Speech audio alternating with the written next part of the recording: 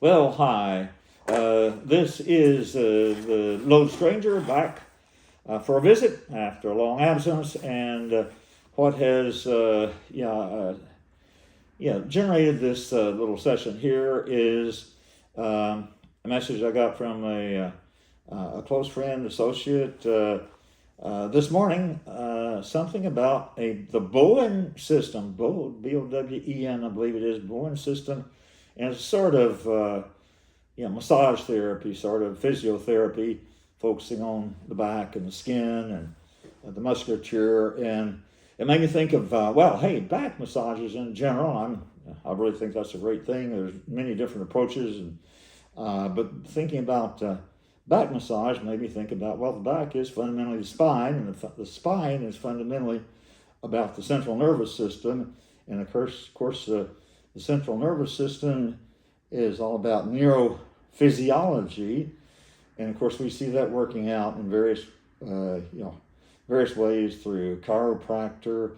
There's a system of exercise that really focuses on the core of the spine and all the muscles connected to it there, called core performance.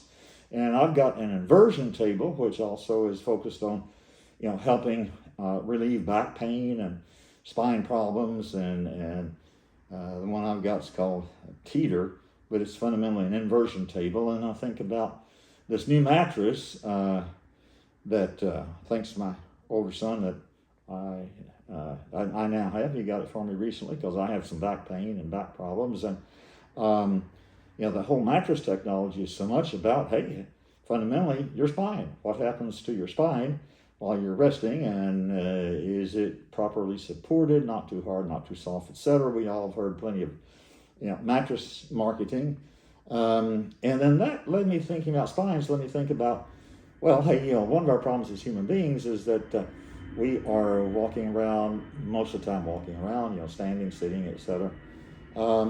And I had a picture in mind that I've seen recently, really beautiful picture of some fish swimming, a school of fish swimming in some really clear water.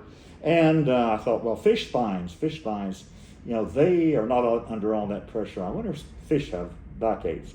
They probably don't have the same back problems we have. And I think about these various water therapy classes and pools where you go to certain sports centers, like the Monterey Sports Center, and you can sign up for a class in the pool where you're doing exercise, but due to the water, the displacement of the water, the fact that you generally float, that you're not under all that weight. And then fish spines and spines in general and all that led me to think about, the horizontal spines on the earth, like snakes.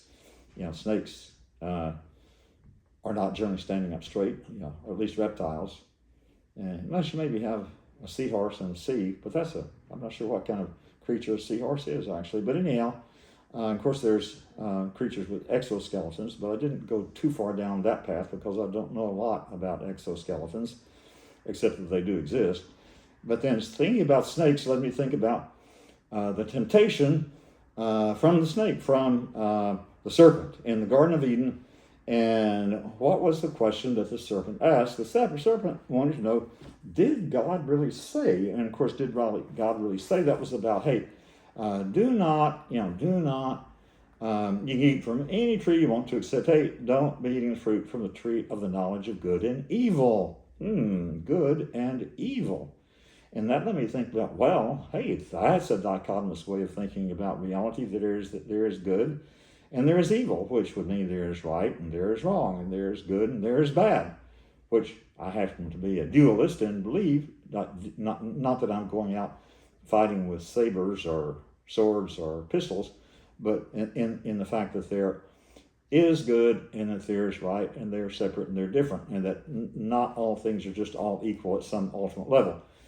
So anyhow, that led me to think about, good and evil, right and wrong, in the animal kingdom versus for us human beings. And I thought, there is some similarity here because, that there's a certain morality within the animal kingdom about, and certainly within the human kingdom. And first of all, it starts with the individual, what's right and what's wrong for me. And if you get beyond that level, which some creatures and some humans never do, it's always about me, moi, moi, moi, or like King Julian. But if you get beyond that, you take into, you're concerned about what's right and wrong, not just for you, but for you and for your mate. And then maybe you can extend that to what's right and wrong for you and your mate and your offspring. And then what's right and wrong for you and your mate and your offspring and your wider family as that family expands. And then I thought about, the family and then the clan and then the community and then the state and then the nation. And then my notes here indicate that I jumped to the statement here, life from the ocean, which may seem like a total disconnect, but I'll just say that it occurred to me that the sea is the great womb of life, okay? And then I thought about the spine of the body politic, and morality is the spine of the body politic, I believe, because it does allow kind of like through the central nervous system as in an individual human being, signals can go from our brain, supposedly, to various parts of our body, indicating what we should do and shouldn't do. And I think that if you've got a pretty good system of morality going on in your culture, then that is the spine of the body politic, because it allows some pretty clear communication about what the body politic should be doing and shouldn't be doing. But if it goes awry, then maybe you get the body politic destroying itself. So anyhow, I jump from there. This is my closing note. And then here is the question. Why Tahiti is the right choice? Or maybe that's a statement. Why Tahiti is the right choice? That was the conclusion which I reached, which may seem like a non sequitur, but actually it is not. But now I think maybe we might have captured this, and so if we did, or if we didn't, either way, this is the Lone Stranger signing out. Adios, au revoir, auf Wiedersehen.